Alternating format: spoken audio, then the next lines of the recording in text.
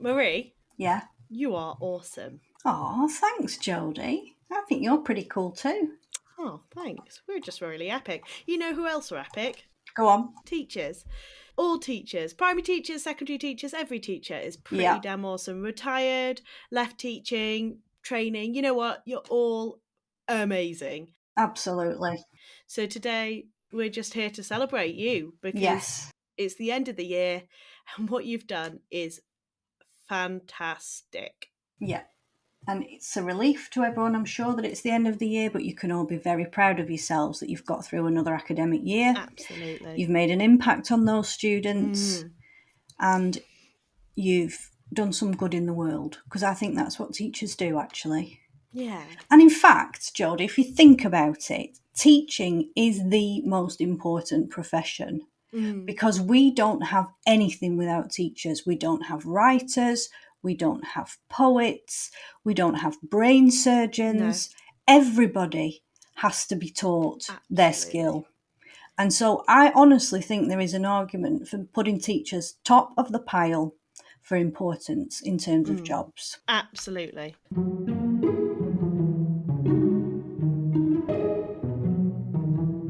It's your own time you're wasting. Ramblings from Beyond the Classroom with Marie and Jodi. Right, Marie, we've been doing this podcast for nearly a year. It's been a whole academic year. Yeah. So let's kind of look back and think about not just how awesome teachers are, because we are going to hear from loads of students about their favourite teachers and thanks to their teachers, and some adults reflecting on their favourites from when they're at school. Yeah. But what's your favourite episode? Let's start there. My favourite episode? I've enjoyed them all, I have to say. This is one of the most funnest things I've ever done. Absolutely. In my entire life. So I think the one that stuck with me the most is the last one we did about the refugee camp in Sierra Leone. Honestly, I cannot stop thinking about it. I've not stopped thinking about it either. No. And like, it has changed. I've told so many people about it. Me too. To the point where I'm really boring people because I'm just going on and on about it. And I hope kind of our listeners feel the same, that it's something that really, so that is one of the most powerful episode we've done. Yeah, definitely. But the one that I think has kind of changed my outlook on life is the outdoor education. Yes. Obviously I do a lot with the rowing and stuff like that, and a lot of that is outside. And it's really made me think about how important that is. Absolutely. To get those kids outside and just enjoy being outside. Yeah. You know, and being a bit dirty and stuff like that.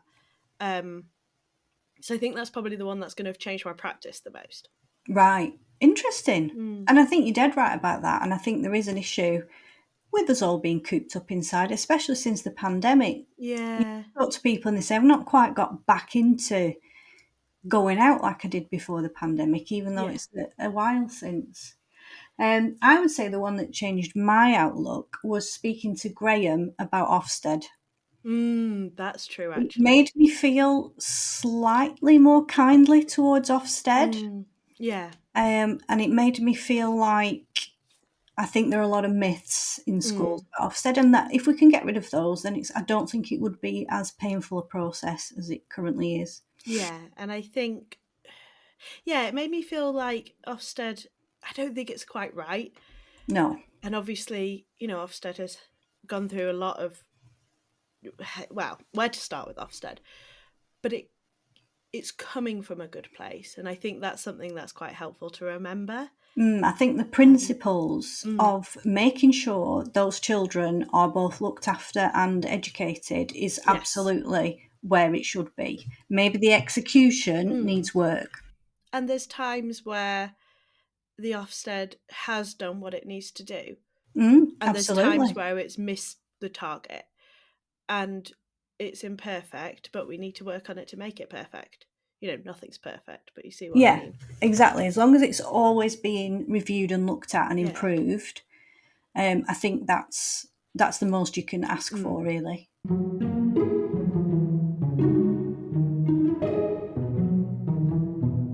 So, this episode, we've collected a range of people's thoughts on their favourite teachers and why they were their favourite teachers. And this is both adults and pupils who are currently going through the system, and it's lovely to hear how teachers have impacted people over the years. Let's listen to this lovely little message from Hannah. My favourite teacher was my head of sixth form, Chris Wakefield. He showed me an unbelievable amount of care during a particularly difficult time in my life. From giving me breakfast, to sitting with me after a panic attack, to making me send off my UCAS application. I have never forgotten his kindness, and ultimately, this is what made me also want to become a teacher in order to help disaffected and disadvantaged kids know that they are worth something. Thank you so much, Mr. Wakefield. I will be forever grateful. Okay, Jodi. So who was your favourite teacher when you were at school?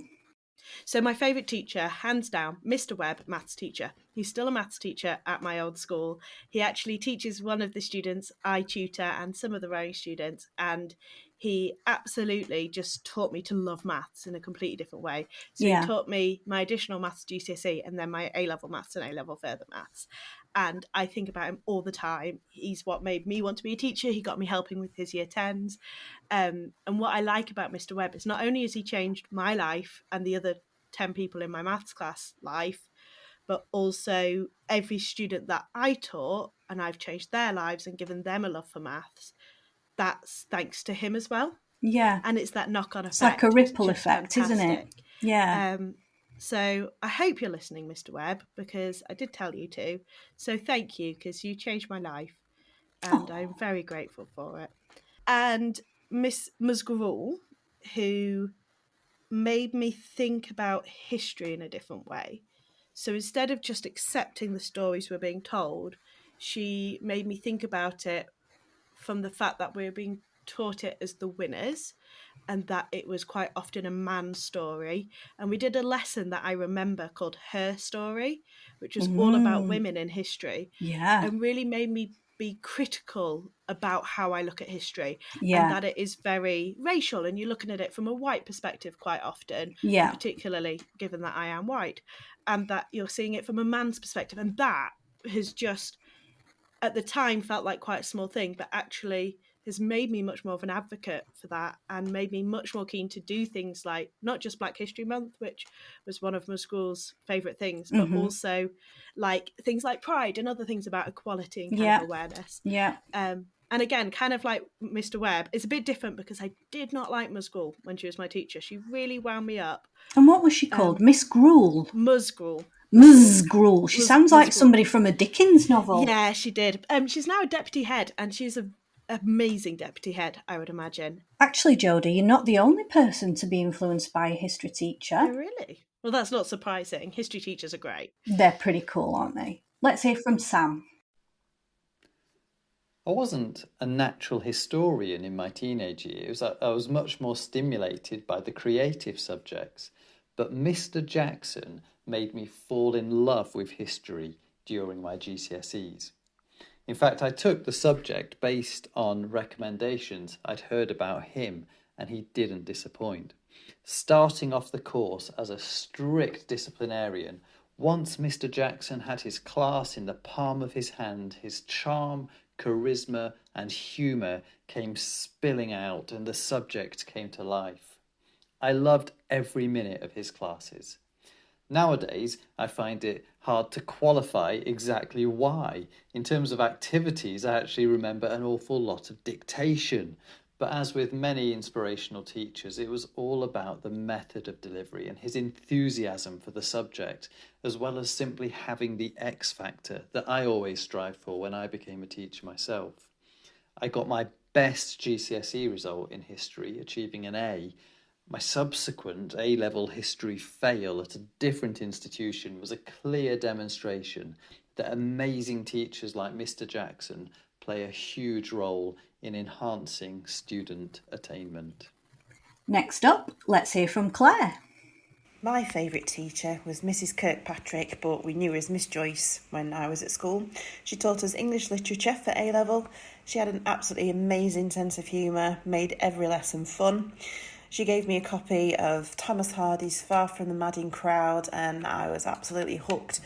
Went on to read all of his novels and eventually trained myself to become an English teacher, which I am still doing today. Thanks, Mrs. KP. So, Marie, I've told you about my top 3 teachers. What about you? Do you have any teachers from being a child that you remember?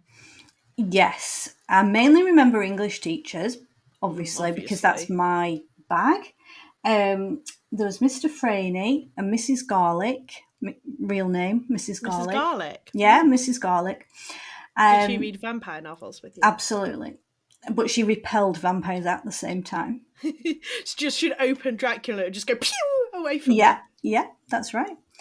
And they were extremely encouraging to me. Mr. Franey tried to persuade me to do the Oxbridge entrance exam, which I fought against. And in the end, I was told I didn't have the right attitude by other teachers. So funny, that was fine. That. Yeah, funny.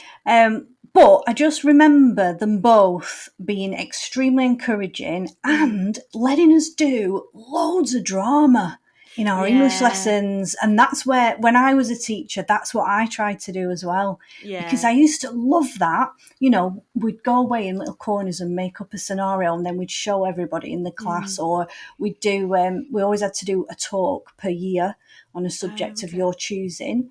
And I did ghosts. And I started it by saying, "Do you believe in ghosts?" And literally for the rest of my school life, that was thrown at me in the corridors. I mean, that's how you started our ghost episode, to be fair. Exactly. Yeah, see, same technique. Yeah. And Matthew Coggins did a talk on soil that lasted 25 minutes. I'll never forget that. Oh, that reminds me about the fossil episode. That was so episode. Good. Yeah, that me too. So interesting. Me too. Yeah. Oh, we've had some really good episodes, actually, haven't we? If we say so ourselves. Yeah, we've had some really interesting people on. It's been a good one. Yeah. Well, Marie, we have actually got someone that has talked about their favourite English teacher. Of course. I mean, there's a few good ones out there, I'm told. Let's hear from Paul. My favourite teacher of all time has to be Heather Meek from Sixth Form College. Heather was nurturing, but also treated us as thinking adults. And I don't just mean by letting us use first names. She opened up a whole new world of literature. The optional class trip to London Zoo on the bank holiday was also pretty awesome. And she inspired at least 2 of us to become English teachers. So thanks for that, Heather.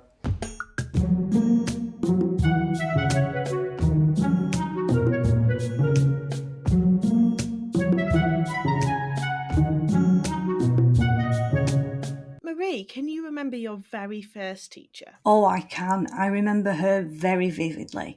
I went to school in 1979. So the school landscape was quite different then. And my first teacher was called Mrs. Duggan. And I remember we did our times table every day, 2 times tables every day, chanting them out. We did the alphabet. We read Gabellino the Witch's Cat.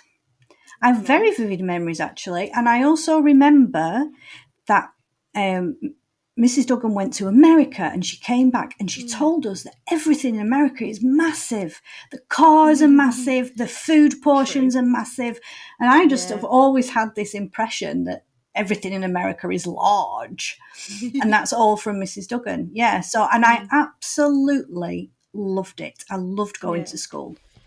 So I don't remember my first teacher very well. She was either called Mrs. Barker or Miss Baker, and I can't remember which. But because of where my birthday is, I joined school at Easter, so I only was in reception for 1 term, back when you could do that. And then, so I don't really remember it, but I have a close friend, Zara, who is an early years teacher. She teaches reception.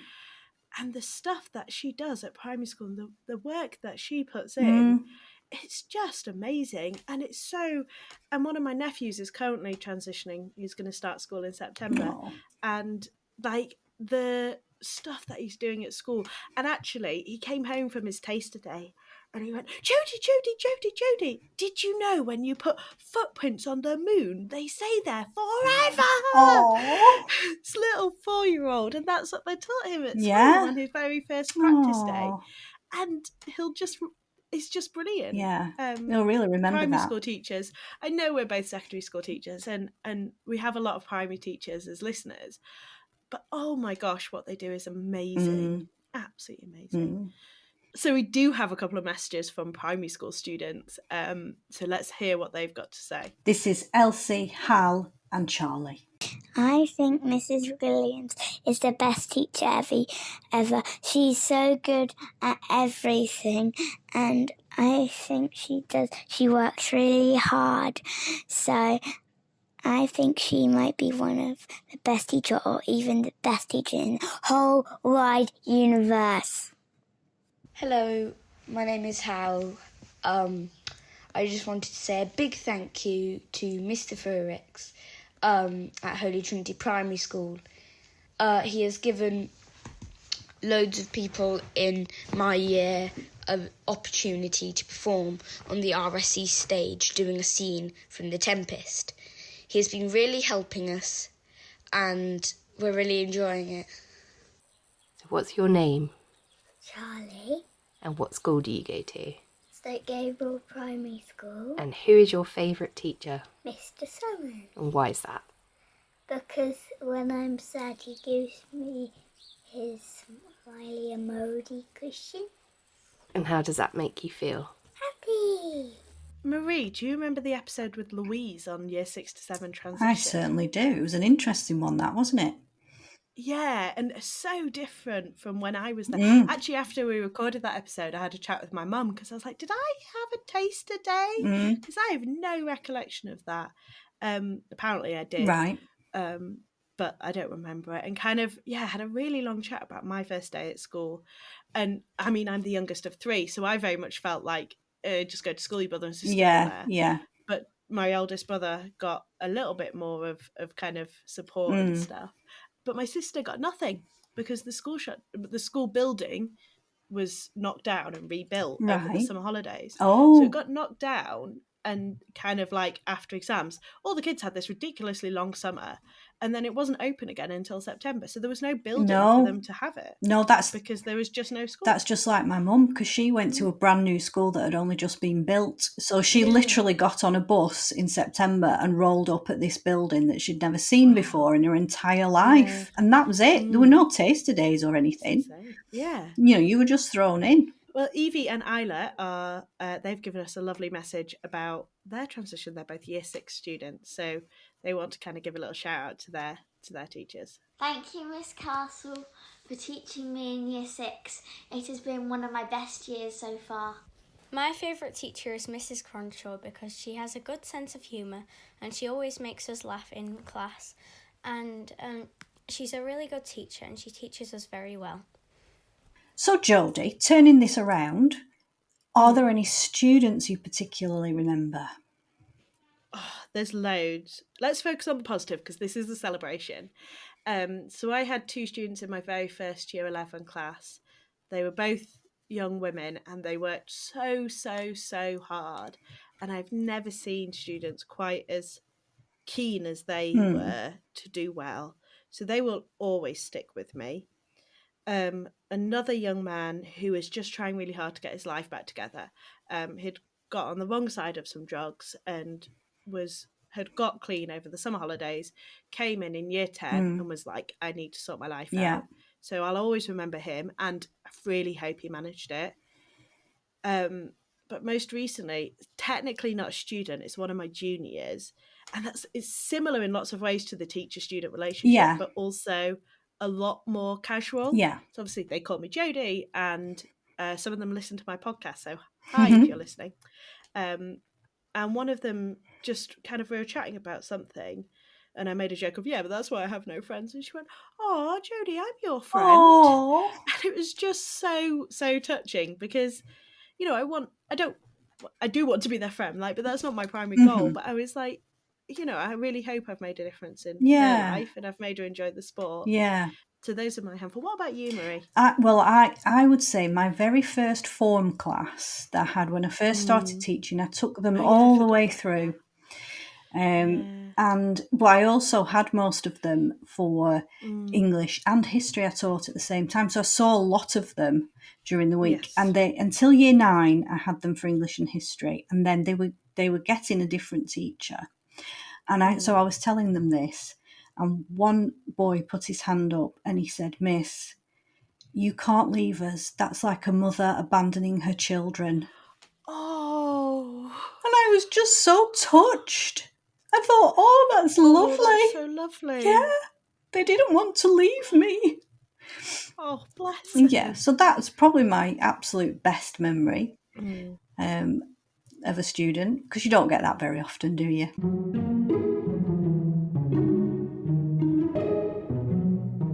It's your own time you're wasting. So why not stick the kettle on, put your feet up and have a cuppa? Ah, bliss.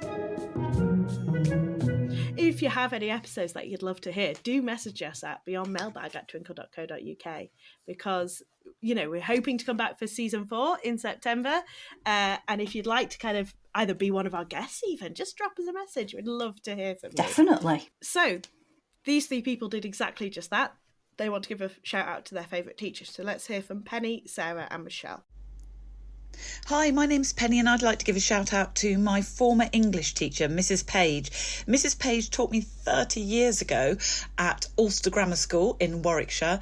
She was an amazing teacher. She really nurtured my love of literature, and thanks to her, I went on to study English at Cambridge and then became an English teacher myself. And I hope that I impart to my students all the enthusiasm and love of literature that she managed to give to me.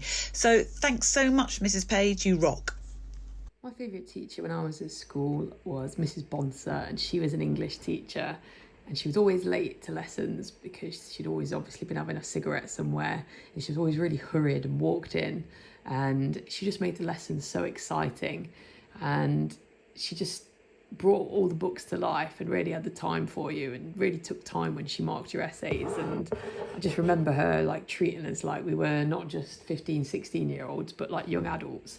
And she left a lasting impression on me. And Mrs. Bonser, best teacher I ever had. My favourite teacher was my history teacher, Mrs. Fairhurst, and the reason I liked her is because she was not like all the other teachers. For example, she wouldn't sit on a chair, she always sat on the desk. She was a lot of fun, and she used to say predominantly. Like every third word was predominantly. So I once wrote an essay that had predominantly in every single sentence. And she just thought that was hilarious. She was someone you could have a bit of fun with, and she wasn't too serious. All good fun. The massive difference, I think, between primary and secondary is obviously in primary school, you've got the same teacher like all the time. So, you know, I remember being in Miss Fazakli's class and I'd just be sat there and all the time I'd have Miss Fazakli. Whereas if she'd have been a teacher at secondary school, I probably would have never learned to say her name. So in one of my first classes, I had this row of boys and they were called Alex, Alec, David and Adam. I had no idea which one was which, and I taught them for 2 years. Because they were always the top 4 students, they always did really well, and all their names were the same. So I do think when you get a secondary school teacher, that makes that impression, especially if it's not one of the subjects like maths and English where you see them so much. It's so different when you've got that kind of secondary school teacher making that difference. Yeah, it is different, definitely. I also had pupils that I taught for a while and never really... Well, I kept seeing this one boy in more than one class and I could not understand what was going on. And then it turned out they were identical twins, weren't they? Oh, yeah, we've all done that, haven't we? Yeah, bad. Okay, so let's go to Archie, who is a secondary school student who wants to thank his teachers. Thank you, Mr. Clark, Mr. Ahmed and Mr. Mickleford. You've really made me enjoy the subjects that you teach me. I know my dad remembers teachers from when he was a kid at school and kind of, you know, I remembered one called Mr. Pitt who actually ended up teaching me. And I was year 7 when he taught me, and he just has such a strong memory of those teachers. And it just stays with you forever, doesn't it? Yeah, it does. So we have an amazing message. This is actually from Marie's mummy. She's called Val, so let's hear from Marie's mum. My favourite teacher was a man called Mr. Wilcock. He was the maths teacher, but he seemed to be able to explain maths in a way that we could all understand. We had various maths teachers before him, and we didn't know what they were talking about, but Mr. Wilcox seemed to be able to explain it in a clear, concise way for people who were like myself, not that keen on maths and not that academic regarding maths. Mr. Wilcott also seemed to have an inner sense of how people felt. And one day one of the reasons why I liked him most was because one day I didn't never like doing gym and working, and one day it was sports day, and he said to me, if I wanted, I could clean his store cupboard out instead of going to sports day. Now, for some people, that wouldn't have been a good idea, but for me, it was absolutely perfect. And I had a lovely day going inside his store cupboard and making it all neat and tidy. And I didn't need to experience the problems that I would have had I been going to the sports day, because I certainly wasn't athletic in any shape or form, and I just didn't enjoy it. Mr. Wilcock unfortunately left our school at the end of the 4th year, which is now year 10, and we were all very, very disappointed. But he was the most loveliest man, and he was not just a teacher, but as somebody who could look into people's lives and realise how they felt. Marie, what was your top tip from this year? Favourite tip? Yes, crediting Jodi for this one. A really good tip is putting perspex on the top of the desk so you can slide a paper underneath and students can annotate and draw all over your perspex, and then it can be wiped off and used again. Yes. My favourite one, and I cannot remember what episode this was from, but was about just giving kids a chance to calm down and kind of understanding that they can't self-regulate like an adult can. Possibly from our behaviour management one. But yeah, kind of it's such a small thing to think about, is that, yeah, they can't. Actually, the first time someone mentioned to me about letting students self-regulate was when I was a student teacher, and my de facto mentor, Mr. Rowe, was sat next to me, and I did not know what to do with this kid. And it was just like, just leave them alone for a bit, let them calm down. And it does, colleagues can make such a big difference to kind of how you think about it and how you teach. Yeah, definitely, without a shadow of a doubt. So here we've got Richard and Robin giving a shout out to their colleagues. Hello, it's Mr. SK. I'm a teacher myself, and so the teachers that I'm finding most inspiring at the moment are my colleagues at school, particularly all the fellow colleagues who are striking at the moment to make education an even better place to work. So big shout out to so many, Mrs. Parrish, Miss Smith, Miss Spollen, all the fantastic TAs who are also educators in my class, Mr. Shuka, and all the team. Thank you. So this is a message to my former colleague and really good friend, Diana. Many years ago, at the start of my teaching career, you took me under your wing. We were both working in what Ofsted would call a challenging environment, and I was fresh out of my NQT year and completely overwhelmed. I was really struggling to handle the demands of a full-time teaching timetable, really challenging behaviour in the classes, and just failing every single observation that I was going through, and just felt like I was ready to quit, basically. And you came along and you were enthusiastic and motivated and kind and sympathetic and really, really supportive, but practical with it as well. Like, you observed me in my lessons and you pointed out where I was going wrong in a really generous way, and then helped me replan.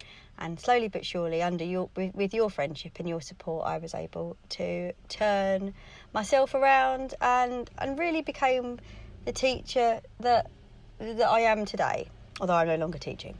So I just want to say thank you for all of your help and all of your support, and whatever you're doing, I wish you all the best. Okay, cheers, Di. Bye. You know what? I think being a teacher now, compared to 5 years ago, 10 years ago, 20 years ago, you just have so much thrown at you. You've got to do this COVID catch-up. Yeah. You've got to safeguard your children, obviously. You've got to think about prevent. You've got to think about radicalisation. You've got to think about marking. You've got to think about Ofsted. You've got to check out the well-being of your kids and your colleagues. There's an awful lot to it, isn't there? I mean, the actual standing in a classroom in front of a class is the tip of the iceberg. Absolutely. Most of the work goes on behind the scenes. And you know what? If you're a teacher and you're standing up in front of that class every single day, just don't forget you are making such a difference. Yep. And we are proud of you. You should be proud of yourself. Absolutely. And you're changing lives. Just keep changing lives. Yeah, just keep doing it. Keep doing it, because as I said before, teaching is the most important profession. So a big thank you to you for listening, and don't forget to like and subscribe so that you can see us when we're back in September.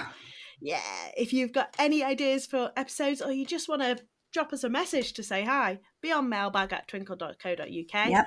And don't forget to like and subscribe and follow Beyond on social media so that you can be part of the conversation. And don't forget to have a wonderful summer break, and make sure you make some time for resting. Yes, because you need it and you deserve it.